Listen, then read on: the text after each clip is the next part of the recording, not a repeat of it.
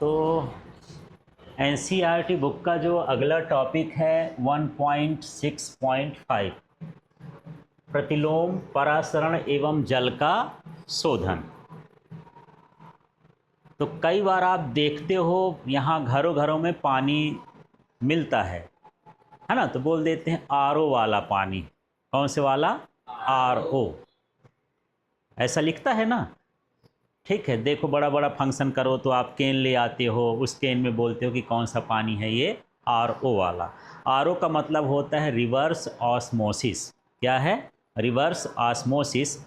और उसी को हम बोलते हैं प्रतिलोम परासरण। तो सबसे पहले प्रतिलोम का मतलब समझते हैं।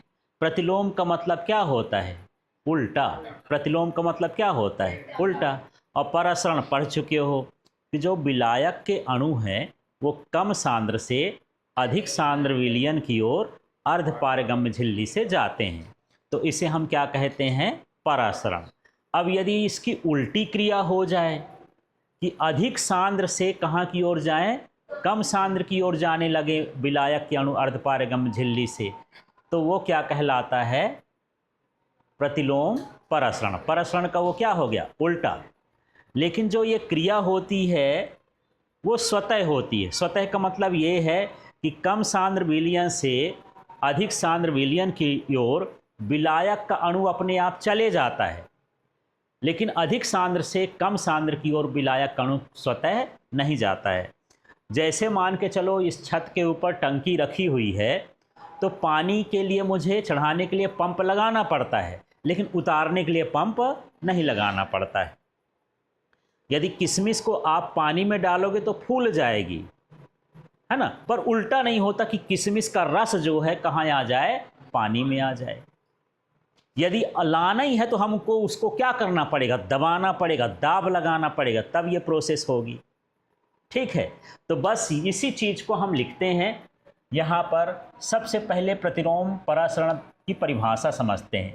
यदि विलयन पर उसके परासरण दाब से अधिक दाब लगाया जाए, ये कंडीशन है। कोई विलयन है, उस विलयन पर हम दाब लगा रहे हैं, इतना दाब लगा रहे हैं कि परासरण दाब से उसका मान कैसा हो जाए? अधिक हो जाए, तो परासरण की दिशा विपरीत हो जाती है। इस स्थिति में क्या होता है? जो शुद्ध विलायक होता है वो विलयन से निकल करके अर्धपारगम्य झिल्ली के माध्यम से शुद्ध विलायक की ओर जाने लगता है। इस घटना को हम क्या कहते हैं? प्रतिलोम परासरण, रिवर्स ऑस्मोसिस, और इसी को क्या बोला जाता है? आरओ। ठीक है, क्लियर हो गया। तो अब इसको थोड़ा चित्र से समझेंगे तो तुमको परिभाषा अच्छे से समझ में आएगी। अब इस रिवर्स ऑस्मोसिस को इस चित्र से समझते हैं। तो यहाँ पर देखिए दो तरह का इसमें विलयन है। एक है लवणीय जल, मान लो समुद्र का पानी, और दूसरा है शुद्ध जल। ठीक है, अब यहाँ पर यदि मैं शुद्ध जल को यहाँ पर रखा हूँ तो शुद्ध जल इधर की ओर अर्धपारगम्य झिल्ली से अपने आप जाएगा। ठीक है, ये नली लगी है ना, इस नली में ये ऊपर की ओर कहाँ होगा? चढ़ने लगेगा। यहाँ से पानी जाता रहेगा, यहाँ पानी क्या होता रहेगा? गिरता रहेगा। तो मैं क्या करूँ कि ये न गिरे, तो यहाँ पर एक पिस्टन लगा लिया। पिस्टन में कई बार बता चुका हूँ, जो सिरेंज लगाते हो या पंप भरते हो, हवा भरते हो गाड़ियों में, तो उसमें जो हम ये दबाते हैं ना, ठीक है, वो उसका क्या कहलाता है? पिस्टन। ठीक है, तो यहाँ पिस्टन से इसको हम दबाएंगे तो क्या होगा यार? यहाँ अर्धपारगम्य झिल्ली है, यहाँ लवण है। लवण का मतलब मान लो नमक घुला हुआ है। क्या घुला हुआ है? नमक। ठीक है, दबाऊंगा तो क्या होगा? यहाँ से विलयन से पानी कहाँ की ओर आएगा? इधर की ओर आने लगेगा। दाब लगाओगे तो पानी यहाँ से कहाँ की ओर आएगा? इधर की ओर आएगा। नमक आएगा क्या? नहीं, क्योंकि ये जो अर्धपारगम्य झिल्ली है वो विलायक के अणु को पार होने देती है, विलेय के कणों को पार नहीं होने देती है। तो इस तरह से लवणीय जल से हमको शुद्ध जल, ये जल का शोधन हो गया।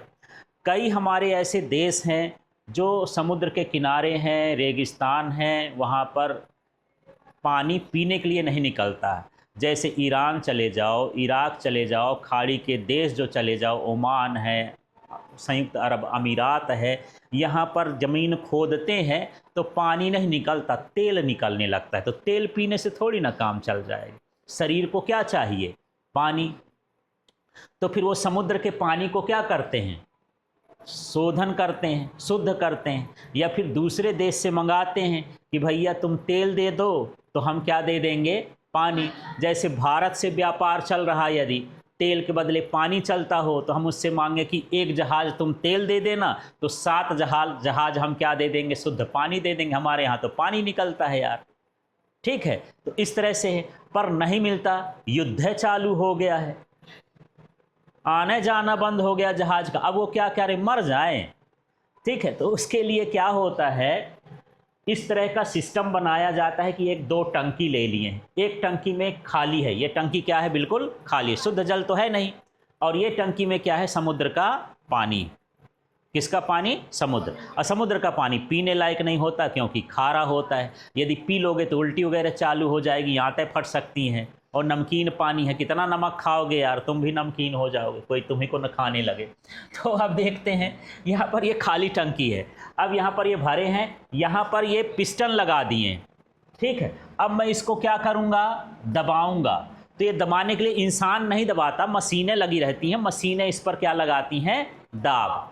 तो जब दाब लगाती हैं तो एकदम से नहीं लगाती, धीरे धीरे।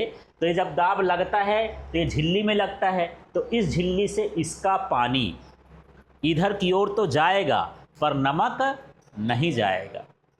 इस तरह से ये पानी भर जाएगा जब, तो इधर से टंकी से निकलेगा। अब ये जल कैसा होगा? शुद्ध होगा, नहाने लायक, पीने लायक, खाना बनाने लायक ये पानी उनको मिल जाएगा। इस तरह से प्रोसेस चलती है। इस प्रोसेस को हम क्या बोलते हैं? Reverse osmosis. ठीक है, ये क्रिया समझ में आ गई। अब देखो, यहाँ भी जो आपको बॉटल में पानी मिलता है वो भी कैसा होता है? रिवर्स ऑस्मोसिस वाला पानी होता है। ठीक है, आप साधारण पानी को भी क्या कर सकते हो? शुद्ध कर सकते हो। जरूरी नहीं कि यह क्रिया केवल समुद्री जल के लिए है। मेरे घर में भी जो पानी आता है बोर से, उसमें भी थोड़ा कैल्शियम रहता है। यदि मैं पानी को कुछ देर तक रख दूं तो ऊपर परत जम जाती। यदि उबाल दूं तो उसमें नीचे सफ़ेद, कभी पानी उबाले होगे, बर्तन कैसा हो जाता है? सफ़ेद सफ़ेद हो जाता है। अब मैं सोचता हूं कि यार ये पानी ठीक ठाक नहीं है, इसको फिल्टर करना है। क्या करना है? फिल्टर। तो फिल्टर माने साफ़ करना है। तो साफ़ करने का तरीका यही है कि यहाँ पर एक ये सिस्टम ले आओ। तो इस टंकी में क्या भरूँ? जो मेरे बोर का पानी, ख़राब पानी आ रहा है, यहाँ पर भर दूँ। इसके बाद यहाँ पर क्या लगाऊँ? दाब। यहाँ पर लगा दूँ झिल्ली। तो यहाँ से इसमें जो कचरा होगा, दूसरे कण होंगे, वो न आएंगे, लेकिन पानी पानी यहाँ पर क्या हो जाएगा? आ जाएगा, और ये पानी शुद्ध हो जाएगा। अब इसको पकाना, न सफ़ेद होगा न कुछ होगा, जब कणे नहीं है तो कहाँ से सफ़ेद होगा? ये पानी कैसा हो गया? शुद्ध हो गया। इसी को हम क्या बोलते हैं? रिवर्स ऑस्मोसिस, प्रतिलोम परासरण। अब इससे परिभाषा भी बना लेते हैं यार, देखते हैं। तो यहाँ पर जब विलयन में, ये किसी तरह का विलयन है ना, इसमें लवणीय जल हो सकता है और दूसरा जल कुछ भी हो सकता है। तो इसको क्या लिख देता हूँ? विलयन में जब, फिर इसका मतलब पाई का मतलब क्या है? परासरण। दाब से ये अधिक दाब लगाया जाता है, ये अधिक का चिन्ह है ना, अधिक दाब लगाया जाता है तो विलायक के अणु विलयन से अलग हो जाते हैं। ठीक है, या परासरण की क्रिया क्या होने लगती है? विपरीत होने लगती है। इसे प्रतिलोम परासरण कहते हैं। परिभाषा याद करो, इसका नाम लो जब विलयन में, फिर इसका नाम लो परासरण दाब से अधिक दाब लगाया जाता है तो विलायक के अणु विलयन से अलग होने लगते हैं। यह क्रिया परासरण के विपरीत होती है, इसलिए इसे प्रतिलोम परासरण कहते हैं। याद हो गया? ठीक है, तो बोलो आप लोग, जल्दी से बोलो। हाँ, इतना नाम लो जब विलयन में, फिर इसका नाम लो परासरण दाब से, फिर इसका नाम लो अधिक दाब लगाया जाता है तो विलायक के अणु अर्धपारगम्य झिल्ली से, ये भी बोलना है, अर्धपारगम्य झिल्ली से अलग हो जाते हैं, अलग होकर के निकल आते हैं, विलयन से निकल आते हैं। जैसा भी भाषा बना लो, विलयन से क्या होते हैं? निकल आते हैं। यह क्रिया परासरण के विपरीत होती है, इसलिए इसे क्या कहते हैं, प्रतिलोम परासरण। अब प्रतिलोम परासरण का उपयोग कहाँ किया जाता है, जल के शोधन में। अधिकतम समुद्री जल का हम क्या करते हैं, शोधन। ठीक है, अब आप खुशनसीब हो, आपका देश अच्छा है, यहाँ पर पानी वानी सब ठीक ठाक मिल रहा है, लेकिन बहुत सारे देशों में पानी, आधे देश में पानी नहीं, समुद्र के जल पर निर्भर है। चाहे वो इजराइल हो, चाहे वो वेनेजुएला हो, चाहे वो इराक हो, ईरान हो, कुवैत हो, ऐसे बहुत सारे देश हैं जहाँ पानी की भारी दिक्कत है। ठीक है, यहाँ आप पेट्रोल आपको महंगा मिलता है, वहाँ पर पानी महंगा मिलता है। पानी उनके लिए बड़ा मुश्किल, नहाना धोना कपड़ा उसी को पहनते रहते हैं, या फिर बड़े आदमी तो एक दिन कपड़ा पहने फिर दोबारा पहनते नहीं, धोने का कौन झंझट करे। जितना धोएंगे उस है ना, उतना पानी लगेगा। पानी महंगा है, कपड़ा सस्ता है, तो कपड़े छोड़ दो, फिर वही कपड़ा गुदरी बाजार में आ जाता है हमारे यहाँ खरीदने के लिए। ठीक है, ऐसा होता है। ठीक, क्लियर हो गया इतना। हाँ, तो परिभाषा में कोई दिक्कत तो नहीं है। तो आपको परिभाषा याद नहीं करना है, चित्र याद करना है। अब परिभाषा के बाद इस चित्र को समझाना है। कार्य प्रणाली है, यदि आ गया कि प्रतिलोम परासरण किसे कहते हैं, इसके द्वारा जल शोधन को समझाइए, तब आपको क्या लिखना है। पहली तो परिभाषा लिख दिए कि जब विलयन में परासरण दाब से अधिक दाब लगाया जाता है तो विलयन से विलायक के अणु अर्धपारगम्य झिल्ली से पार होकर के अलग हो जाते हैं। इस क्रिया को प्रतिलोम परासरण कहते हैं, क्योंकि ये परासरण के विपरीत होती। कैसे भी आपको शब्द अपने से बनाना है। ठीक है, इतना बनाने के बाद अब हम जल का शोधन, लवणीय जल का शोधन कैसे करेंगे। तो इसके लिए देखो, इसमें क्या है, चित्रानुसार दो टंकियां होती हैं, है ना। एक टंकी में लवणीय जल भरा होता है जिसमें पिस्टन लगा होता है, और दूसरी टंकी खाली होती है और उसमें जल निकास का मार्ग होता है। बोल लोगे। और उनके बीच में क्या लगी होती है, अर्धपारगम्य झिल्ली लगी। जो चित्र में दिखता है उसी का शब्द बनाना है।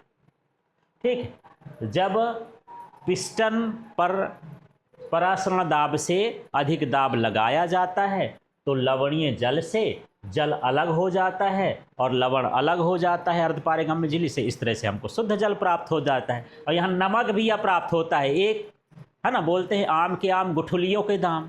काम तो कर रहे हैं, पानी भी काम का है और नमक भी काम का है। इसमें नमक जो बचेगा वो भी तो हम खाते पीते हैं, उसका भी उपयोग हो जाएगा। दोनों चीज़ फायदा है, नुकसान कुछ नहीं। ठीक है, क्लियर हो गया। तो जल का शोधन कैसे करेंगे बताओ। सबसे पहले क्या लोगे, एक टंकी लेंगे, उसके बीच में अर्धपारगम्य झिल्ली लगा देंगे, उसके एक तरफ क्या भरेंगे, लवणीय जल भरेंगे, और उसमें क्या लगाएंगे, पिस्टन लगाएंगे। ठीक है, दूसरे तरफ हो गया, पहले यहीं पर। अब पिस्टन लगाएंगे। जब इसमें परासरण दाब से अधिक दाब लगाया जाता है तो लवणीय जल से जल अर्धपारगम्य झिल्ली से अलग हो जाता है और उसको हम निकास नली से बाहर कर लेते हैं। ठीक, इस तरह से हमको शुद्ध जल प्राप्त हो जाता है। ठीक है, कोई डाउट। ठीक है, तो इस तरह से ये क्रिया विधि हो गई। तो जल का शोधन समझ में आया, किस विधि से होता है, रिवर्स ऑस्मोसिस विधि से होता है। अब यही कारण है कि जो नमक है वो 1 रुपया किलो भी मिलता है, 10 रुपया किलो भी मिलता है और 50 रुपया किलो भी मिलता है। जो नमक रिवर्स ऑस्मोसिस के द्वारा बनता है वो महंगा होता है, ज़्यादा शुद्ध होता है।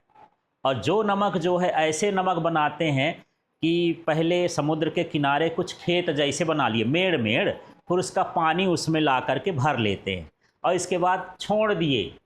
जैसे धूप में आप गेहूं सुखाते हो वैसे छोड़ दिए तो पानी उसका क्या हो जाता है, उड़ जाता है। पन्नी वन्नी बिछा देते हैं, फिर उसमें जो बचेगा पाउडर उस नमक को क्या कर लेते हैं, इकट्ठा। अब उसमें तो आपका केकड़ा ओकड़ा और दुनिया भर के जो थोड़े मोड़े जानवर भी रहते हैं, सब हो जाते हैं वो उसमें। ठीक है, पीछे पासे आपको खिला दिए, क्या दिक्कत है ना, खा ही रहे हो। ठीक है, अब जो है रिवर्स ऑस्मोसिस है तो इसमें ये परमिएबल मेम्ब्रेन ही महंगी मिलती है ये जो हम पिस्टन में दाब लगाएंगे तो मशीनें लगाएंगी, इलेक्ट्रिसिटी काम करेगी तो उसका भी बिल आएगा। ठीक है, तो इससे पानी भी शुद्ध हो रहा है। ये जो लवण बचता है इसमें केवल नमक नमक रहता, कीड़े मकोड़े न रहेंगे, ये शुद्ध नमक हो गया, अच्छा नमक हो गया। तो इस नमक को जब हमारे पास बेचेंगे तो ये वाला नमक कैसा हो जाएगा? महंगा हो जाएगा। ठीक है, अब आपको डिसाइड करना है कि महंगा खाना है कि सस्ता खाना है। ठीक है, चलो, तो क्रिया क्लियर हो गई। तो मैं इसको नहीं पढ़ता हूँ, चित्र को देख के आपको पढ़ना है। जल शोधन की क्रिया भी समझ में आ गई होगी और प्रतिलोम के परसरण की समझ में आ गई होगी। ठीक है, प्रतिलोम परसरण। अब इसका देखो औद्योगिक उपयोग भी होता है ना। बड़े बड़े इंडस्ट्री लगे हैं पानी को शुद्ध करने के लिए। जितना भी आप बॉटल का पानी पीते हो वो तो नमक है, लेकिन इसके अलावा भी हम कचरा इसको अलग करते हैं। बाज़ार में बिकता है, किसी दुकान में चले जाओगे, यार हमको आरओ दे देना, घर में लगाना है, हमारे यहाँ का पानी छोटा वाला भी नहीं आता यार। ठीक है, पूरा बाजार लगा हुआ है सिर्फ पानी को शुद्ध करने के लिए। सब एक ही सिद्धांत पर काम कर रहे हैं, वो क्या है? प्रतिलोम परसरण। तो एक उद्योग ना, इंडस्ट्री ना स्थापित हो गई, एक छोटे भाग से लेकर के पूरी दुनिया में इसकी इंडस्ट्री, माने अरबों खरबों का ये बिजनेस है। सोच लेना करने के लिए, ठीक है, यदि सोच सकते हो। तो सबसे पहले इसमें दिया है क्या? समुद्री जल का विवणीकरण। क्या हिंदी लिखा है, जबरदस्त है, पढ़ लो। क्या है? विवणीकरण, है ना। Desalination of sea water. डिसैलिनेशन का मतलब उसके लवणों को अलग, वैसे इसको लिखना चाहिए विलवणीकरण। शब्द क्या है? विलवणीकरण, माने लवण को हटाना, वो क्या कहलाएगा? विलवणीकरण कहलाएगा। तो इसका उपयोग क्या करते हैं? इसका उपयोग समुद्री जल से नमक और अशुद्धियों को अलग करके उसे पीने योग्य बनाने के लिए किया जाता है। ठीक है, आजकल विश्व के बहुत से देश अपनी पेयजल के लिए विलवणीकरण संयंत्रों का उपयोग कर रहे हैं, है ना। तो बहुत जगह डिसैलिनेशन प्लांट लगे हुए हैं। अभी आप चले जाओगे तो थोड़ा यहाँ भी दिक्कत है भारत में, जो समुद्र के किनारे हमारे प्रदेश हैं, महाराष्ट्र है, केरल है, आंध्र प्रदेश है, ठीक है, वहाँ के पास में भी समुद्र के किनारे बोर करोगे तो उसमें भी नमकीन जल होता है। उनको भी ऐसे पानी चाहिए, है ना। नदियों का पानी शुद्ध होता है तो उसको पी सकते हैं हम, नदी नहीं है। समुद्र के किनारे खनोगे तो समुद्र का पानी ना सरकेगा, तो उसमें भी नमक रहता है। उनको फिर कैसा पानी चाहिए? बॉटल वॉटल वाला चाहिए। तो बॉटल में कैसे आएगा? जब हम शुद्ध कर लेंगे इस विधि से तब नहीं आएगा। तो इसके लिए क्या लगा है? संयंत्र लगे हुए हैं। तो ये समझ में आ गया। औद्योगिक उपयोग भी है इसका प्रतिलोम परासरण का। इससे हम क्या करते हैं? समुद्री जल का शोधन करते हैं, ये समझ लो। जब समुद्री जल का शोधन करते हैं तो हमको दो चीज़ मिल जाती है, एक नमक भी मिल जाता है और दूसरा क्या मिल जाता है? पानी। पानी वालों को पानी पिला देते हैं, नमक वालों को नमक खिला देते हैं, ठीक है। और जब नहीं खिला सको तो नमक लगा दो, कहते ना जले में नमक छिड़क देना चाहिए, ठीक है।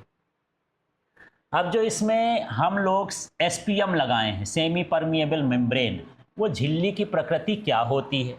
मैं बोला था कि यार जो जानवरों की चमड़ी होती है, हमारे शरीर में जो ब्लैडर होता है, ठीक है, ऊपरी परत होती है, जनरली ये क्या होती है? सेमी परमिएबल मेम्ब्रेन होती है ना। कोई भी फल है, जैसे आलू का छिलका हो गया, किशमिश का ऊपर का भाग हो गया, ये सभी क्या होते हैं? सेमी परमिएबल होते हैं, ठीक है। किसी भी फल का छिलका, केला ही है तो बाहर का जो छिलका है वो क्या है? सेमी परमिएबल मेम्ब्रेन है। मतलब यदि उसको धूप में रख दोगे, तो किशमिश को भी रखते हो तो क्या किशमिश के भीतर से कुछ उड़ जाता है? क्या उड़ता है उससे? पानी। तो पानी भरना निकला कि शक्कर उड़ के चली गई?